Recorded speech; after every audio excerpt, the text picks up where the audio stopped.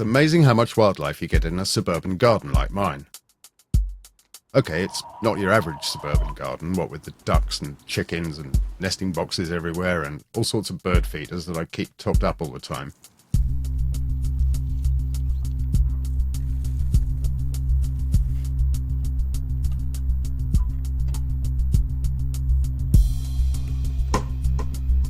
We get all sorts of wildlife dropping in, from blue tits and robins to more exotic visitors like goldfinches, goldcrests, and yes, even those parakeets.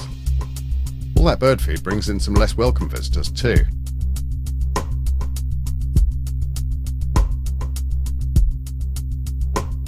I don't mind the jackdaws, or even the feral pigeons. I know to some people they're pests, but they're not really causing problems here, and I don't begrudge them a few seeds.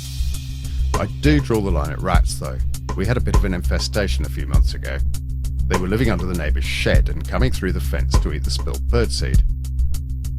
I never did manage to film myself shooting one, but eventually I got all 10 with a combination of traps and shooting them with the airgun. The other unwelcome visitors are the squirrels. I know some people find them cute, but to me they're just rats with fluffy tails.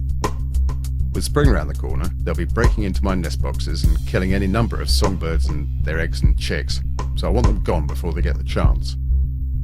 Shooting in the garden, I do have to be super careful about the angles. You could easily put a pellet through the fence, which would be illegal as well as dangerous. Using an upstairs window means the pellet will bury itself safely in the ground, but I still have to be careful I'm not overlooked. Not all the neighbours are keen on guns and pest control, and there's no point alarming anyone. I've screwed this spinner target into the side of my feeding post so I can quickly check the zero of the BSA R10. And I've got my shooting position all set up so I can just ease the window open and I'm ready to go.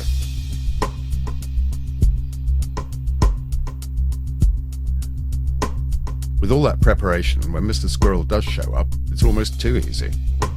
Here he comes now, a little bit wary, but he really wants those peanuts.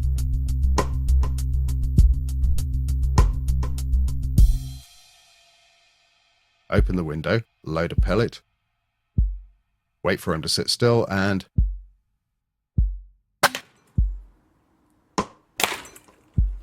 so that's one gone, but there's still a couple more around.